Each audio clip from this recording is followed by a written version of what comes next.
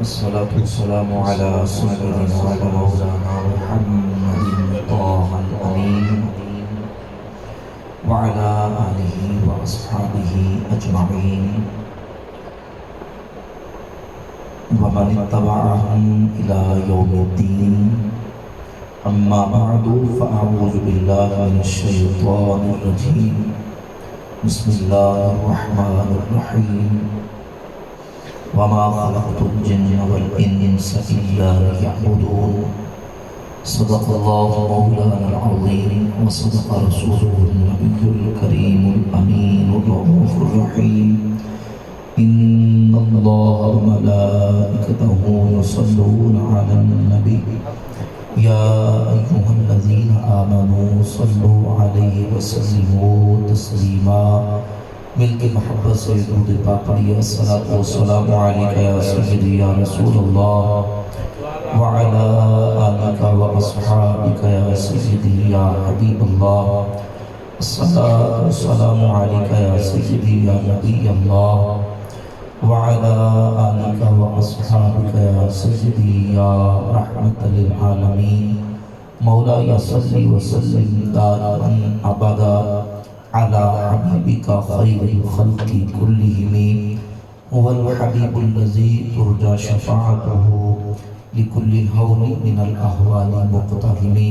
يا ربي بالمصطفى بلغ مقاصدنا واغفر لنا ما مضى يا واسع الكرم.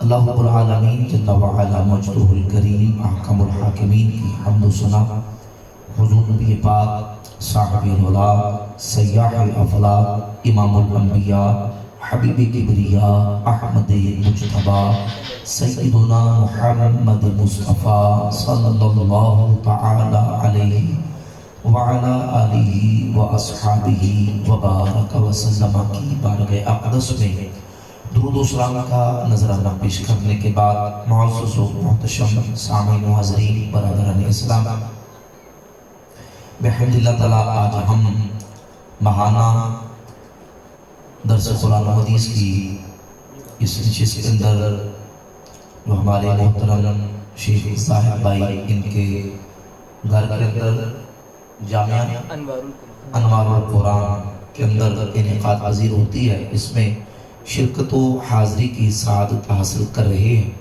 اللہ رب العزت جل وعلا مجدہ الکریم ہماری حاضری کو اپنی بارگاہ میں قبول و منظور فرمائے اور ہمیں صحیح معنوں میں دین اسلام کی تعلیمات کو سمجھنے، سیکھنے اور اسلام کے اعتقادات پر قائم و دائم رہنے کی توفیق عطا فرمائے. یقیناً درس کا مقصد بھی یہی ہے کہ ہم ہفتہ وار ماہانہ یہ محفل درس منعقد کر کے اسلام کے عقائد و معمولات کو سیکھیں، سمجھیں، تاکہ ہم اپنے ایمان عقیدے کی حفاظت کر سکیں اور عمل صالح کا جذبہ بیدار ہو.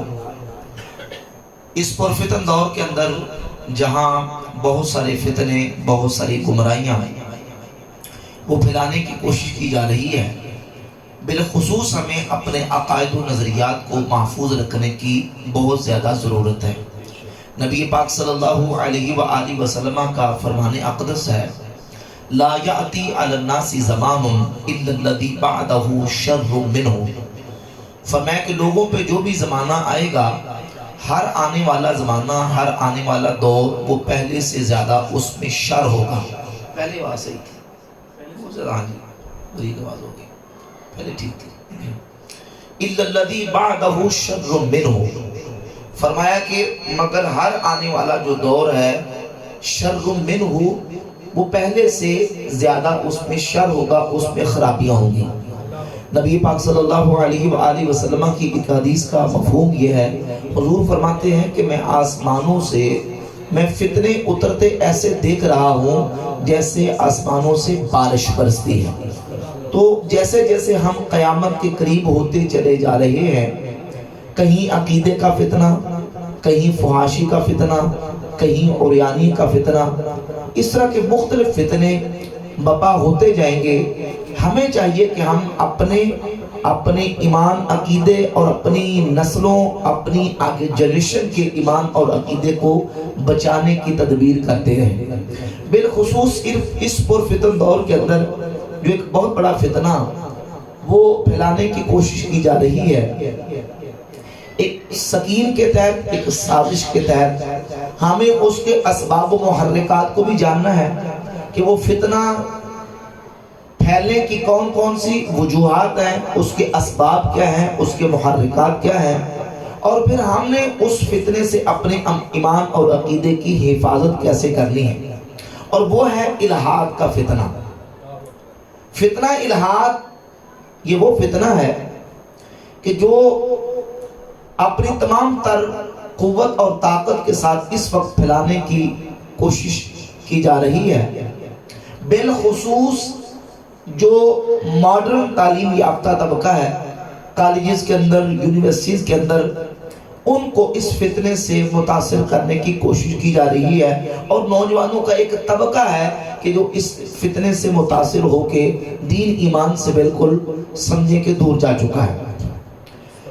الہاد کیا ہے؟ الہاد کا معنی کیا ہے؟ الہاد کی تاریخ کیا ہے؟ الہاد کی کتنی اقسام ہیں؟ ان پر تفصیل کے ساتھ بات ہو سکتی ہے، لیکن میں نے مختصر اور جامع طریقے سے تھوڑے سے وقت کے اندر چند بنیادی باتیں عقیدے کی حفاظت کے حوالے سے کرنی ہے، کیونکہ سب سے پہلا ہمارا عقیدہ ہے کہ ہم اللہ رب العزت جل وعلا مجدہ الکریم کو پوری کائنات کا خالق مانتے ہیں، اور وہ وحدہ لا شریک ہے۔ توحید، اللہ رب العزت کی ربوبیت، اللہ رب العزت کے وجود و ہستی کا اقرار اور اس پر ایمان، یہ سب سے پہلا عقیدہ ہے۔ پھر انبیاء کرام علیہ الصلوۃ والتسلیمات، رسول اعظام علیہ الصلوۃ والتسلیمات، یہ دوسرا، ان پر ایمان رکھنا دوسرا عقیدہ ہے۔ اور پھر تیسرا عقیدہ جو بنیادی عقیدہ ہے وہ ہے آخرت کا عقیدہ، بعث بعد الموت کا، کہ مرنے کے بعد ایک دوسری زندگی ہے اور ہمیں مرنے کے بعد اٹھایا جائے گا اور ہمیں جو ہے نا وہ دوسری زندگی، آخرت کی زندگی ملے گی۔ یہ ایک تیسرا عقیدہ ہے۔ تو اسلام کے جو تین بنیادی عقیدے ہیں، توحید، رسالت اور آخرت، تینوں میں سے پہلا عقیدہ کون سا ہے؟ توحید کا عقیدہ، اللہ رب العزت کی ذات پر ایمان رکھنا، یہ پہلا عقیدہ ہے۔ تو اگر کوئی معاذ اللہ، نعوذ باللہ تعالی، خدا کی ذات پر ایمان ہی اپنا ختم کر دے تو پھر رسولوں پر ایمان رکھنا یا آخرت پر ایمان رکھنا اس کے ہاں کوئی تصور نہیں ہوگا۔ تو الہاد کا جو انتہائی درجہ ہے ملحدین کا، اگرچہ الہاد کی مختلف قسمیں ہیں، وہ ہے کہ وہ سرے سے اللہ رب العزت کے وجود و ہستی کے منکر ہیں۔ وہ خدا کو مانتے نہیں، وہ کہتے ہیں یہ آسمان، یہ زمین، یہ چاند، سورج، ستارے، یہ نباتات، حیوانات، جمادات، کائنات کے اندر جو کچھ ہے یہ خود ایک حادثاتی طور پہ وجود میں آیا اور اتفاقی طور پہ بنا ہے۔ اس کو نہ کوئی بنانے والا ہے، اس کریشن کا کوئی کریٹر نہیں ہے، اس مخلوق کا کوئی خالق نہیں ہے، اور اس مصنوع کا کوئی صانع نہیں ہے۔ تو یہ اس کا کوئی بنانے والا نہیں، یہ خود بنی ہے معاذ اللہ، اور کہتے ہیں کوئی خدا نہیں ہے، کوئی الہ نہیں ہے، کوئی خالق نہیں ہے۔ وہ سرے سے خدا کے وجود کا، خدا کے ہونے کا انکار کرتے ہیں۔ پھر اس سے نیچے الہاد کی اور بہت ساری اقسام ہیں۔ بس خلاصہ یہ ہے کہ الہاد کا آغاز کہاں سے ہوتا ہے، ابتدا کہاں سے ہوتی ہے؟ الہاد بے دینی کا پہلا زینہ، پہلا سٹیپ کون سا ہے؟ وہ ہے آزاد خیالی، بے راہ روی، آزاد خیالی۔ جب بندہ اپنے آپ کو اسلام کی پابندیوں سے آزاد کر کے بالکل آزاد خیال ہو جاتا ہے، بے راہ روی کا شکار ہو جاتا ہے، تو یہ پہلا زینہ ہے، پہلا سٹیپ ہے اس کے ملحد ہونے کا۔ پہلے وہ عقیدے سے باہر نکلتا ہے، اسلاف کی تعلیمات سے بیگانہ ہوتا ہے، پھر وہ شریعت اسلامیہ کے احکامات اور تعلیمات کے اندر معاذ اللہ کیڑے نکالنے کی کوشش کرتا ہے، اسلام کی تعلیمات پر اعتراض کرتا ہے، نبی پاک علیہ السلام کی سیرت طیبہ پر اعتراض کرتا ہے، پھر وہ حدیثوں پہ اعتراض کرتا ہے، پھر وہ قرآن پہ اعتراض کرتا ہے، اور چلتے چلتے پھر وہ اس حد تک پہنچ جاتا ہے کہ وہ کہتا ہے کہ نہیں، خدا ہے ہی نہیں، یہ زمین آسمان یہ خود بنے ہیں اور ان کا کوئی بنانے والا نہیں ہے، اور انتہا پر وہ یہاں تک چلا جاتا ہے کہ وہ خدا کے وجود و ہستی کا انکار کر دیتا ہے۔ اب یہ کس طرح عقیدہ آتا ہے اور یہ فتنہ کس طریقے سے پھیل رہا ہے، اس کا ایک سبب ہے نوجوانوں کا مذہب سے آزادی اختیار کرنا، وہ اپنے آپ کو مذہب کی پابندیوں سے آزاد کرنا چاہتے ہیں، کیونکہ مذہب کے اندر جب تک اس انسان رہتا ہے تو مذہب بتاتا ہے کہ یہ چیز حلال ہے، یہ حرام ہے، یہ اسلام ہے، یہ کفر ہے، یہ ہدایت ہے، یہ گمراہی ہے، یہ کرنا ہے، یہ نہیں کرنا، اس کا پابند رہنا ہے اور ان چیزوں پر کاربند رہنا ہے، ان سے بچ کے رہنا ہے۔ مذہب یہ بتاتا ہے۔ اب جو لوگ اپنی خواہشات کے پابند ہو جاتے ہیں یا خواہشات کے تابع ہو جاتے ہیں تو اپنی خواہشات نفسانی کو پورا کرنے کے لیے مذہب کی پابندیوں سے باہر نکلنا چاہتے ہیں۔ نتیجتاً پھر وہ یہ کہتے ہیں کہ نہیں، ہم نہیں مذہب کو مانتے، ہم نہیں دین کو مانتے، اور جو ان کا دل کرتا ہے، جو ان کا جی چاہتا ہے، پھر اس کے مطابق چلتے ہیں۔ نتیجتاً وہ چلتے چلتے پھر اللہ رب العزت کی وجود و ہستی کا انکار کر دیتے ہیں۔ اور اس کی ایک بہت بڑی وجہ الہاد کے پھیلنے کی مغربی نظام تعلیم ہے۔ ہم مسلمان ہیں اور ہر مسلمان پر ہمارے دین نے علم حاصل کرنے کو فرض قرار دیا۔ علم حاصل کرنا فرض ہے۔ طلب العلم فریضۃ علی کل مسلم و مسلمہ، علم حاصل کرنا ہر مسلمان مرد پر اور عورت پر فرض ہے۔ اب ہم نے اس کو بھی سمجھنا ہے کہ کون سا علم ہے جو فرض ہے۔ ان یعرف الصلاۃ والصوم والحدود والاحکام، اس کی تشریح یہ ہے کہ علم جغرافیہ کا فرض نہیں، علم تاریخ کا فرض نہیں، علم ہندسہ کا فرض نہیں، لاگرتم کا، جیومیٹری کا، الجبرے کا، بھئی یہ علم فرض نہیں۔ جو ہمارے اوپر دین نے علم فرض کیا ہے وہ یہ ہے کہ ہم نماز کا علم سیکھیں، روزے کا علم سیکھیں، حج کا، زکوٰۃ کا، فرائض کا، واجبات کا، حدود الہیہ کا، احکام خداوندی کا، اللہ کی معرفت سیکھیں اور اللہ کے احکامات کو سیکھیں۔ یہ چیزیں اللہ نے ہم پر فرض کر دیں۔ ایک مسلمان ہونے کی حیثیت سے اسلام کی سرحد اور باؤنڈری میں رہتے ہوئے مسلمان کے اوپر سب سے پہلے لازم اور واجب ہے کہ وہ قرآن و سنت کے علم کو سیکھے، وہ یہ جانے کہ ہم کیا ہیں، ہماری حقیقت کیا ہے، اللہ نے ہمیں پیدا کیا اور کون کون سے فرائض و واجبات، کون کون سی پابندیاں ہمارے اوپر رب نے رکھی ہیں۔ ہم دین کے علم کو سیکھیں۔ جب خود ہم دین کے علم کو سیکھیں گے، بھائی دیکھیں، عالم اور جاہل کا فرق ایسے ہے جیسے آنکھوں والے اور نبینا کا۔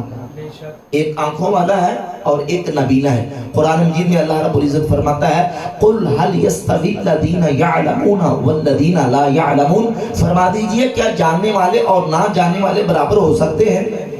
کیا اندھا اور بینا برابر ہو سکتا ہے؟ نہیں ہو سکتا۔ تو علم والا اور جاہل دونوں برابر نہیں ہو سکتے۔ ہمیں دین نے علم حاصل کرنے کا حکم دیا ہے اور علم حاصل کرنا ہم پر فرض ہے۔ جب ہم خود اللہ کی معرفت سیکھیں گے، اللہ کے احکامات سیکھیں گے، قرآن و سنت کے علم کو سیکھیں گے، اس کے بعد کوئی اگر فتنہ آتا بھی ہے تو ہمیں اس فتنے کی پہلے سے معرفت ہوگی اور ہم اس فتنے سے اپنے ایمان اور عقیدے کو محفوظ رکھ سکیں گے۔ آج ہو کیا رہا ہے؟ آج ہو یہ رہا ہے کہ ہمارے نوجوان اپنے دین کے علم سے نہ آشنا ہیں، بیگانہ ہیں، قرآن و سنت کو نہ تو باقاعدہ طور پہ خود پڑھا، نہ کسی سے سیکھا سمجھا، اور جو قرآن و سنت کو سیکھنے سمجھنے کے اصول تھے ان کے مطابق سیکھا نہیں۔ ہوا کیا کہ ہماری جنریشن، ہماری نوجوان نسل وہ کالجز کے اندر، یونیورسٹی کے اندر ایف اے پاس کرتے گئے، بی اے پاس کرتے گئے، ایم اے پاس کرتے گئے اور بڑی بڑی ڈگریاں انہوں نے دنیاوی تعلیم کی حاصل کرنی، لیکن دین کا علم حاصل نہیں کیا۔ آج سے 100 سال پہلے انہی سکولوں کالجوں سے ڈاکٹر اقبال نے پڑھا۔ ڈاکٹر اقبال نے 100 سال پہلے لکھا ہے، کہا کہ یہ اہل کلیسا کا نظام تعلیم فقط ایک سازش ہے دین و مربت کے خلاف۔ اہل کلیسا، کلیسا کہتے ہیں گرجے کو، چرچ کو، کہا یہ اہل کلیسا، یہ گرجے والوں کا نظام تعلیم، انہی سکولوں کے اندر، کالجز کے اندر، یونیورسٹیز کے اندر جو نظام تعلیم جو رائج کر دیا گیا، یہ اہل کلیسا کا نظام تعلیم فقط ایک سازش ہے دین و مربت کے خلاف۔ ہم تو سمجھتے تھے کہ لائے گی فراغت تعلیم، کیا پتا تھا کہ چلا آئے گا الہاد بھی ساتھ۔ ہم تو یہ سمجھتے تھے کہ یہ تعلیم پڑھ کے ہمارے بچے وہ فراغت لے کے آئیں گے۔ ہم تو سمجھتے تھے کہ لائے گی فراغت تعلیم، کیا پتا تھا کہ چلا آئے گا الحاد بساط، اس سے عقیدوں میں آیا ہے تزلزل، دنیا تو ملی مگر دائرے دی کر گیا پرواز۔ اس تعلیم سے، اس مغربی نظام تعلیم سے دنیا تو ملی کہ دنیا کے اندر ترقی ہوئی، دنیا کی آسائشیں سہولتیں ملی، لیکن طائر دین کر گیا پرواز۔ یہ بھائی کسی عالمی دین کا بیان نہیں، کسی مفتی کا فتویٰ نہیں، یہ انہی کے اس نظام سے پڑھنے والا ڈاکٹر اقبال خود اقرار کر رہا ہے کہ اس نظام تعلیم سے کیا آیا ہے؟ الہاد آیا۔ تو الہاد کے آنے کی، اس فتنے کے، خدا کے وجود و ہستی کے منکرین کے پھیلنے کی ایک وجہ یہ ہے، یہ نظام تعلیم، مغربی نظام تعلیم، جنہوں نے ہر چیز کو عقل پہ پرکھنے کی کوشش کی اور اپنے آپ کو عقل کل سمجھنا شروع کر دیا۔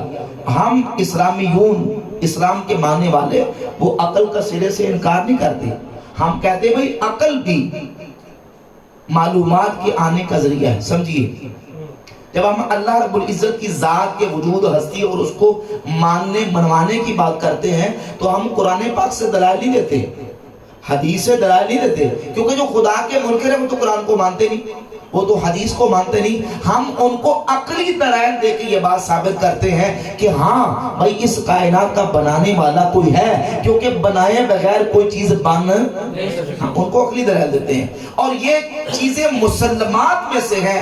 عند العقلاء، اہل عقل اس بات کو تسلیم کرتے ہیں کہ معلومات کا ذریعہ، علم آنے کا ذریعہ تین چیزیں ہیں۔ کتنی چیزیں؟ تین چیزیں۔ نمبر ایک، حواس خمسہ، ذرا سمجھیے توجہ سے، حواس خمسہ۔ حواس خمسہ یعنی انسان کے پاس 5 ایسے حصے ہیں جن کے ذریعے انسان کو کسی چیز کا علم آتا ہے۔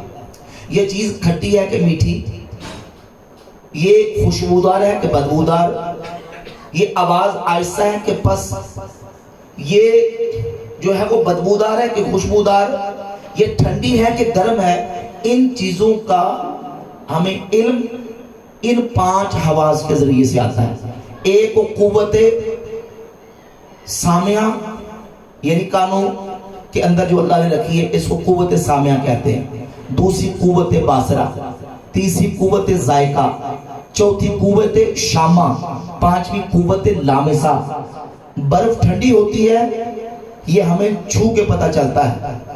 آگ گرم ہوتی ہے، یہ ہمیں ہماری قوت لامسہ سے چھو کے یا قریب ہو کے پتہ چلتا ہے۔ اس کا علم آتا ہے کہ آگ ٹھنڈی، آگ جو ہے وہ گرم ہے، برف ٹھنڈی ہے، اور یہ پھول خوشبو والا ہے، اور یہ جو گندگی ہے یہ اس سے بدبو آتی ہے۔ یہ چیز میٹھی ہے کہ کڑوی، اپنا ہاتھ ڈبو دیں، پاؤں ڈبو دیں، سارا جسم بھی کسی چیز کے اندر داخل کر دیں، نہیں پتہ چلے گا یہ میٹھی ہے کہ یہ کڑوی ہے۔ اس کا احساس ہمیں چکھ کے ہوگا، کسی چیز کا میٹھا ہونا، کڑوا ہونا، ترش ہونا، یہ قوت ذائقہ بتاتی ہے۔ بدبودار ہونا، خوشبودار ہونا، یہ قوت شامہ، سونگنے کی حس بتاتی ہے۔ الغرض یہ ساری جو 5 حصے ہیں ان کے ذریعے بھی ہمیں چیزوں کا علم آتا ہے۔ لیکن توجہ کیجئے، یہ 5 حواس خمسہ ہی علم کے آنے کا ذریعہ نہیں کہ بندہ کہے کہ انہی کے ذریعے جو کچھ آئے گا۔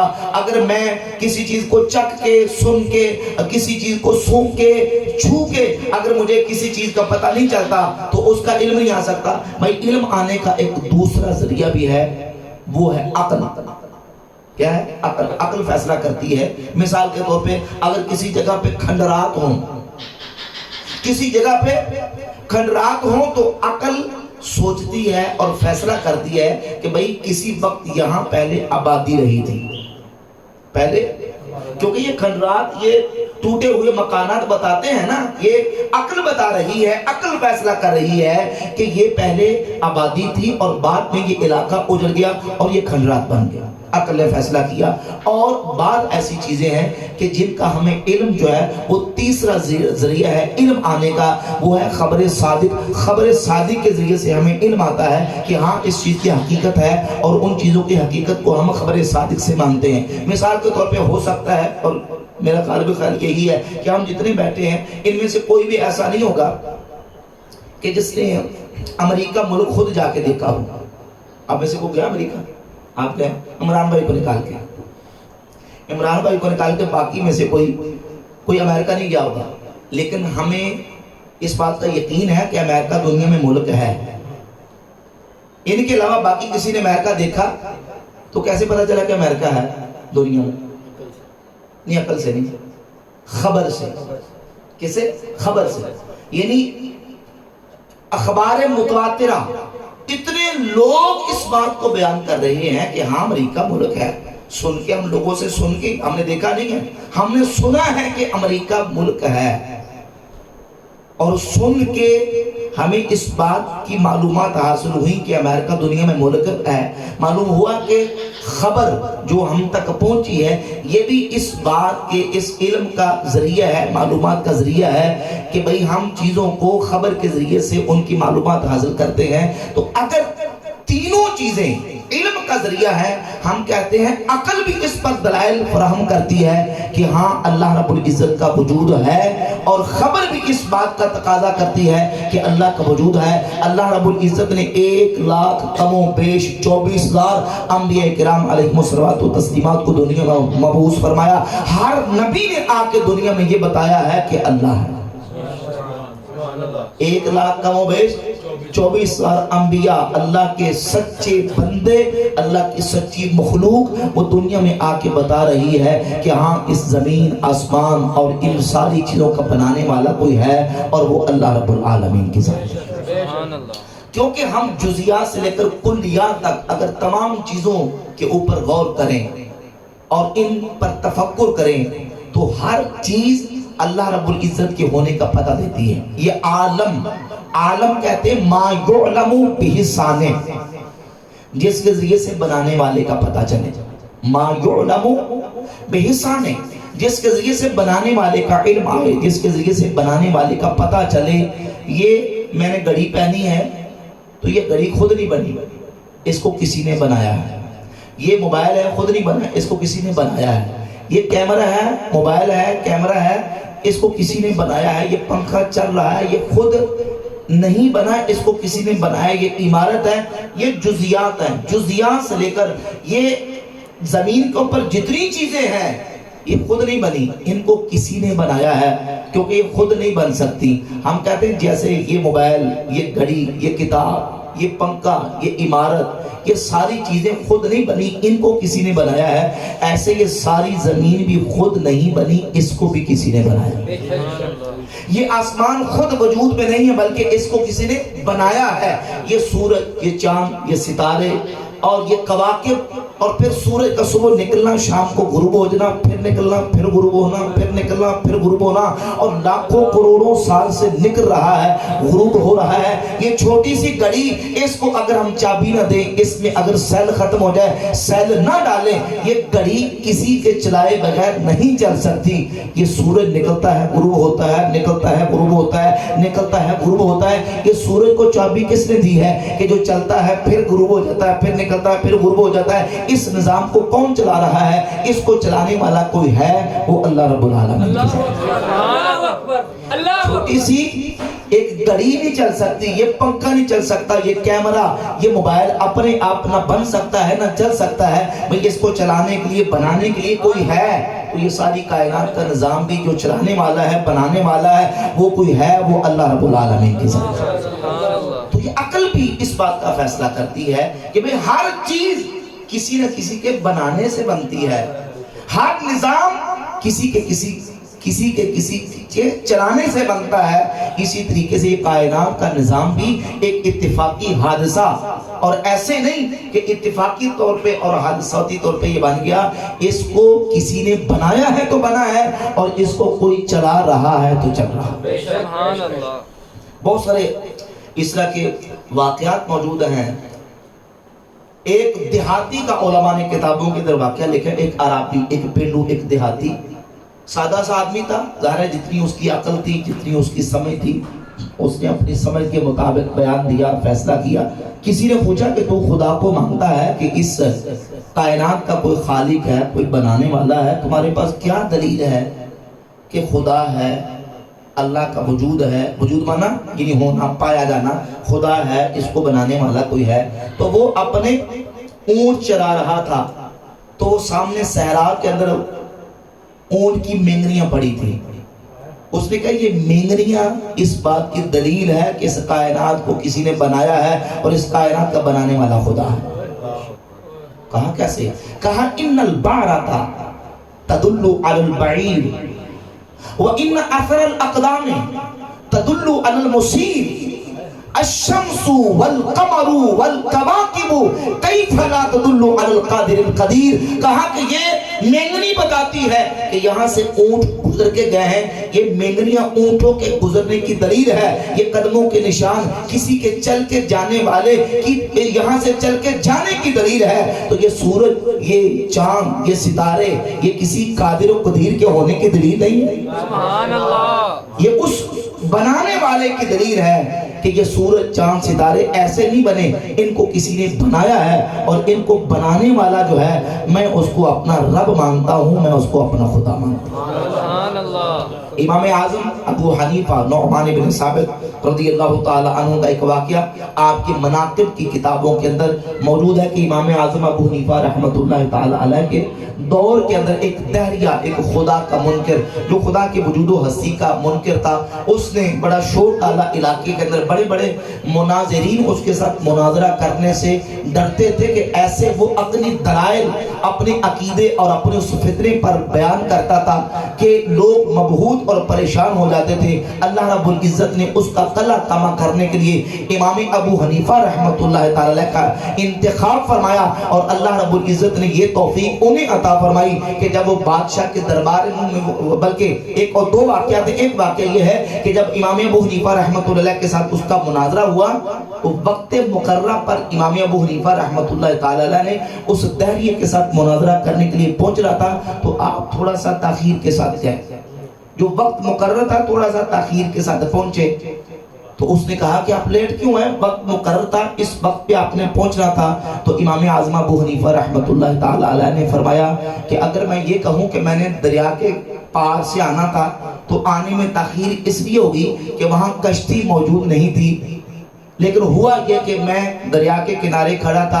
اتفاقاً کیا دیکھتا ہوں کہ دریا کے کنارے جو درخت اگے ہوئے تھے نا وہ اتفاقاً ایسے ہی خود بخود گرے, اور میں نے کیا دیکھا کہ وہ خود بخود کٹنا اور چرنا شروع ہو گئے, اور جب وہ کٹے چرے خود پھٹے بن گئے, پھر ان تختوں کے پھٹے جو تھے وہ خود جڑنا شروع ہو گئے اور ایک کشتی تیار ہوگی, اور وہ کشتی پھر دریا کے اندر آئی. میں اس کشتی میں بیٹھا, خود بغیر ملاح کے وہ کشتی خود چپو چلے اور وہ چل کے دریا کے دوسرے کنارے آ گئی, اور میں اس مشکل اور مشقت کی حالت میں اس دریا کے دوسرے کنارے اس حالت میں اس طریقے سے پہنچا ہوں. تو کیا تم اس بات کو ماننے کے لیے تیار ہو جاؤ گے؟ تو اس دہریے نے, خدا کے منکر نے کہا نہیں نہیں, یہ کیسے ہو سکتا ہے کہ خود ہی درخت کٹیں اور اکھڑ جائیں, کٹیں پھر پھٹے چریں, پھر جو کشتی جڑ جائے اور خود ہی چل کے دریا کے دوسرے کنارے پہنچ جائے. فرمایا کہ چھوٹی سی کشتی خود بن نہیں سکتی, خود چل نہیں سکتی, دریا کے دوسرے کنارے پہنچ نہیں سکتی, تو یہ پوری کائنات کا نظام خود بن کیسے سکتا ہے اور خود چل کیسے سکتا ہے؟ اس کو بنانے والا بھی کوئی ہے, اس کو چلانے والا بھی کوئی ہے.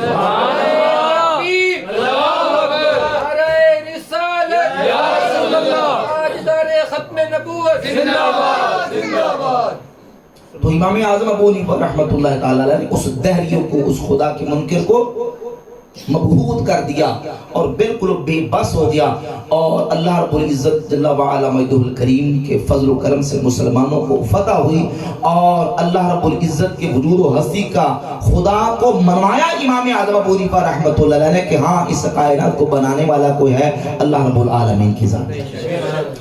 اس طرح ایک اور دوسرا مناظرہ امام اعظم ابو حنیفہ رحمۃ اللہ کے ایک دہری کے ساتھ ہوا.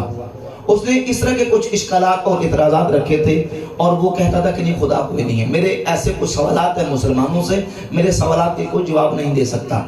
تو امام اعظم ابو حنیفہ رحمۃ اللہ تعالی جب اس دہریے سے مناظرہ کرنے کے لیے پہنچے, وہ بادشاہ کے دربار میں دہریہ ایتھیسٹ ملحد موجود تھا.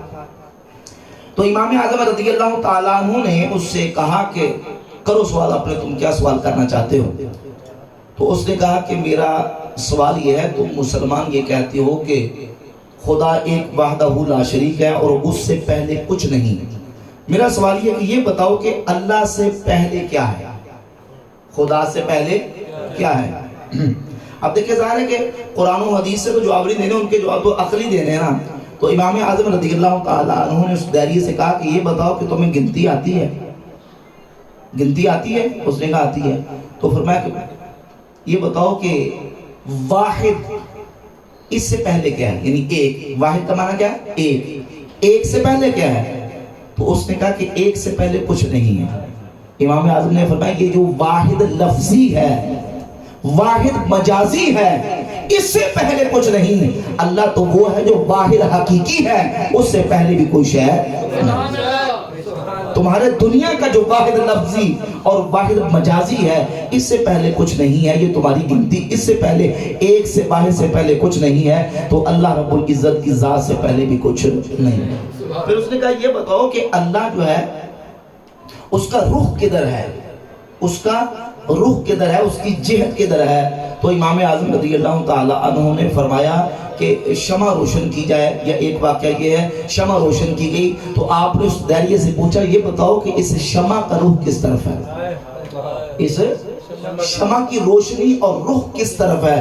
تو اس نے کہا کہ اس کی روشنی اور رخ ہر طرف ہے. تو فرمایا کہ یہ نور مجازی ہے. شمع کیا؟ نور مجازی ہے. اور اللہ رب العالمین کی ذات وہ نور السماوات والارض ہے.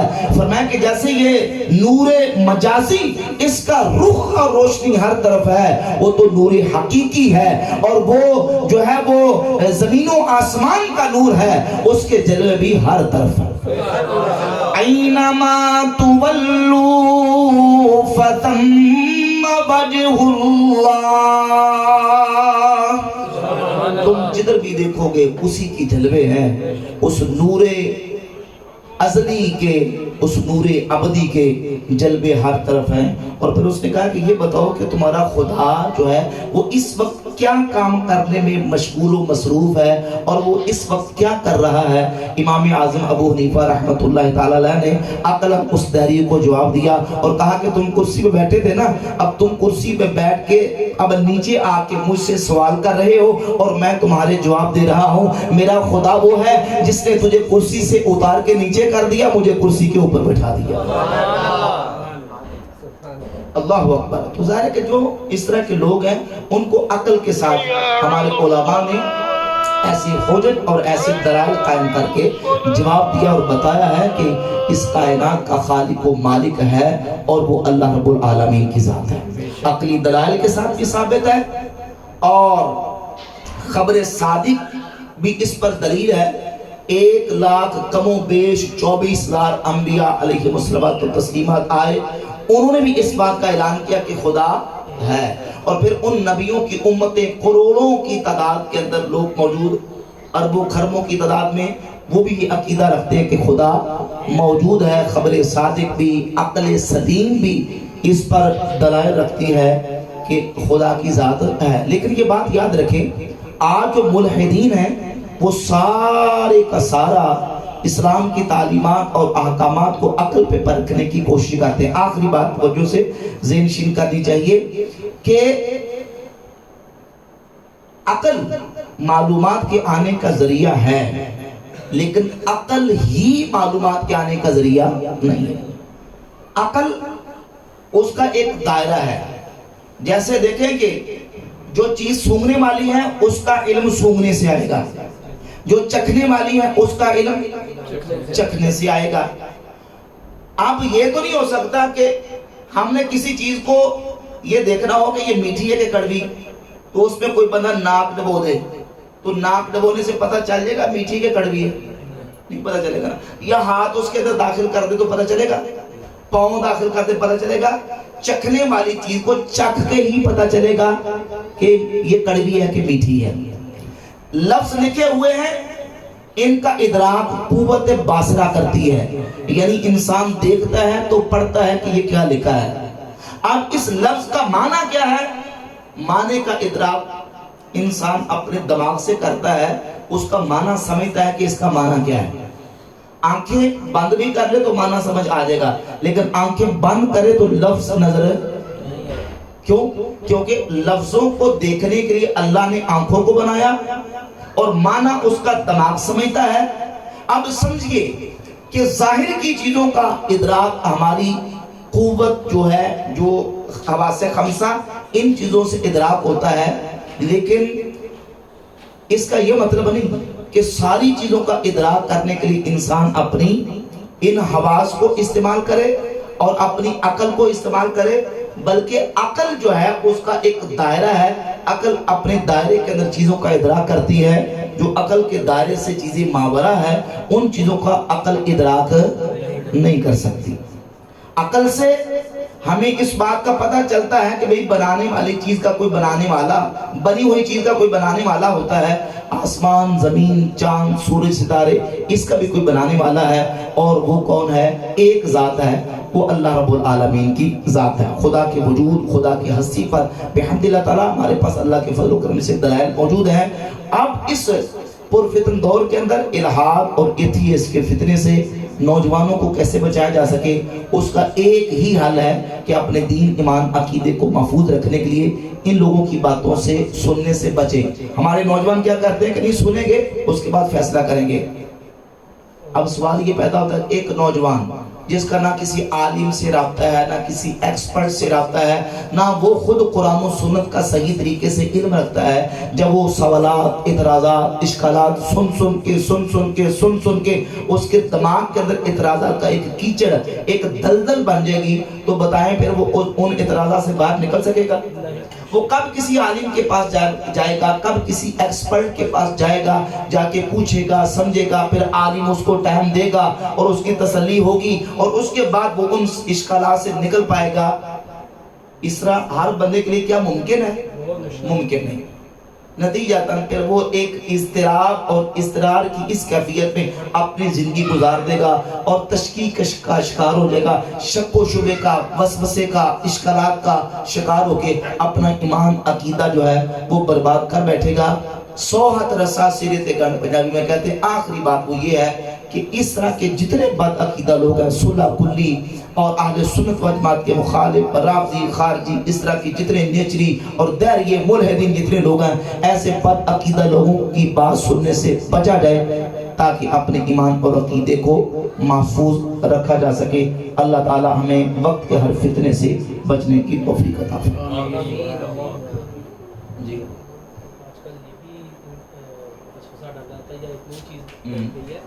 انسانیت سب سے بڑا مذہب، یہ بھی نہیں تھا۔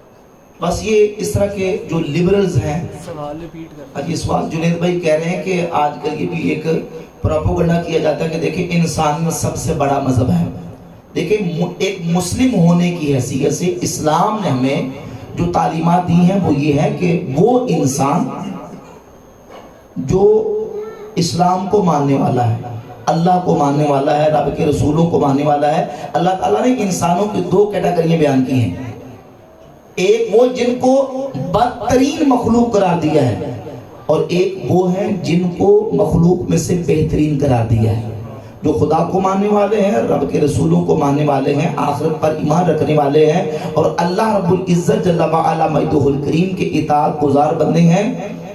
وہی حقیقی انسان ہے اور وہی مخلوق میں سے افضل ہے، اور وہ ان کو اولئک ہم خیر البریہ کہا گیا ہے قرآن مجید میں، اور جو خدا کے منکر ہیں اور خدا کے باغی اور مخالف ہیں ان کو قرآن شر البریہ کہا ہے۔ سارے انسان برابر نہیں ہیں۔ تو یہ جو تصور پیش کیا جاتا ہے انسانیت والا، وہ کہتے ہیں دین بعد میں ہے، انسانیت پہلے ہے، یہ اسلام کا تصور نہیں ہے۔ اسلام کا تصور یہ ہے کہ خیر البریہ بھی ہے اور شر البریہ بھی ہے، اور کافر، خدا کے منکر، ان کو قرآن نے شر البریہ، مخلوق میں سے بدترین لوگ قرار دیا ہے۔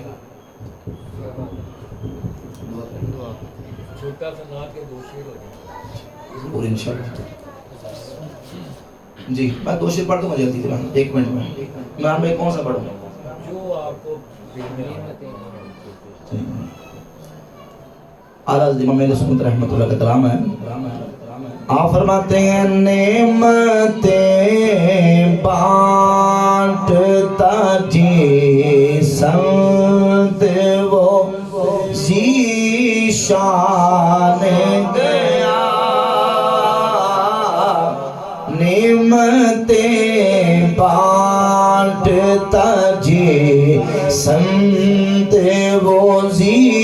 شان گیا ساتھی منشی رحمت کا قلم دان گیا ساتھی منشی رحمت کا قلم دان گیا انہیں مانا انہیں جانا نہ رکھا غیر سے کام انہیں جانا انہیں مانا نہ رکھا غیر سے کام للہ الحمد میں دنیا سے مسلمان گیا للہ الحمد میں دنیا سے مسلمان گیا نعمتیں بانٹتا وہ ذیشان ساتھی منشی رحمت کا قلم دان گیا جانو دل ہوش و خرد سب تو مدینے پہنچے جانو دل ہوش و خرد سب تو مدینے پہنچے تم نہیں چلتے رضا سارا تو سامان گیا تم نہیں چلتے رضا سارا تو سامان گیا نعمتیں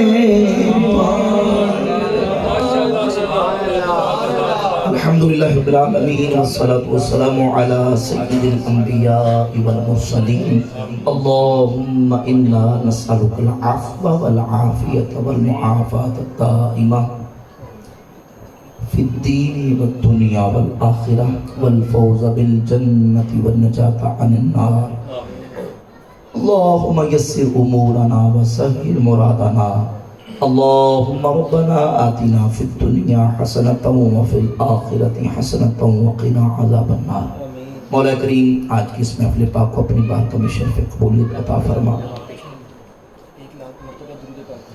جو ہم نے ذکر و اذکار کلمات طیبات نعت خوانی درود پاک ذکر و بیان کیا 1,00,000 مرتبہ درود پاک بزرگوں نے پڑھا اپنی بارگاہ میں قبول منظور فرما نبی پاک صلی اللہ علیہ وآلہ وسلم کی بارگاہ اقدس میں تمام نیک عمل کا ثواب ہدیۃً پیش کرتے قبول فرما آپ علیہ السلام کے توسل سے تمام انبیاء کرام صحابہ کرام اہل بیت طاہر ازواج مطہرات علماء کرام اور اعظام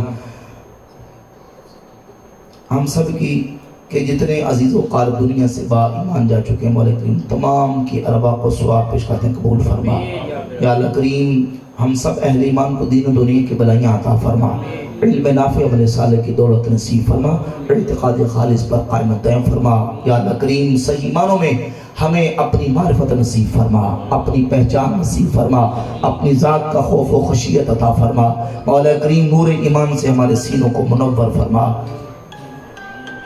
نبی پاک صلی اللہ علیہ وآلہ وسلم کی ساری امت کی خیر فرما پریشان حالوں کو پریشانیوں سے نجات عطا فرما بیماروں کو شفا عطا فرما بے روزگاروں کو اچھا روزگار عطا فرما مولا کریم بے اولادوں کو نیک اولاد عطا فرما راہ راست سے پڑھ کے ان کو صراط مستقیم پر چلنے کی توفیق عطا فرما یا اللہ کریم وقت کے ہر فتنے اور شر سے ہمارے ایمان اور عقیدے کی حفاظت فرما ہمارے ایمان اور عقیدے کی حفاظت فرما مولا کریم مرتے وقت تک ایمان پر ثابت قدم رکھیو یا اللہ کریم ایمان پر موت عطا فرما مرتے وقت کلمہ طیبہ ایمان کی دولت نصیب فرما قبر میں حضور کی پہچان نصیب فرما قیامت میں نبی پاک علیہ السلام کے لوائے حمد کا سایہ نصیب فرما اور جنت میں نبی پاک علیہ السلام کا پڑوس نصیب فرما بالخصوص مولا کریم سارے بیماروں کو شفا عطا فرما بالخصوص ہمارے ابو بکر بھائی محمد علی بھائی ان کی دادی مولا کریم ان کو صحت و تندرستی عطا فرما شفاء کاملہ عاجلہ نافعہ دائمہ مستمرہ عطا فرما مولا کریم انہیں صحت و تندرستی ایمان و عافیت کے ساتھ لمبی زندگی اور ان کا سایہ ان کی اولاد کے اوپر مولا کریم تعدیر قائم دائم فرما ہمارے عمران بھائی عرفان بھائی مولا کریم رضوان بھائی ان کے والد صاحب محترم شیخ انور صاحب اور ان کی اہلیہ محترمہ کو صحت و تندرستی شفاء کاملہ عاجلہ نافعہ عطا فرما اور ان کا سایہ مولا کریم ہمارے عمران عرفان بھائی رضوان بھائی کے سروں پر ان کی اولاد پر تعدیر صحت و سلامتی ایمان و عافیت کے ساتھ قائم دائم فرما اس گھر پر اپنا خصوصی رحم و کرم نازل فرما ان سب احباب کے کاروبار میں برکت عطا فرما ہماری نیک دعائیں اپنی بارگاہ میں قبول و منظور فرما وصلی اللہ تعالی علی حبیبہ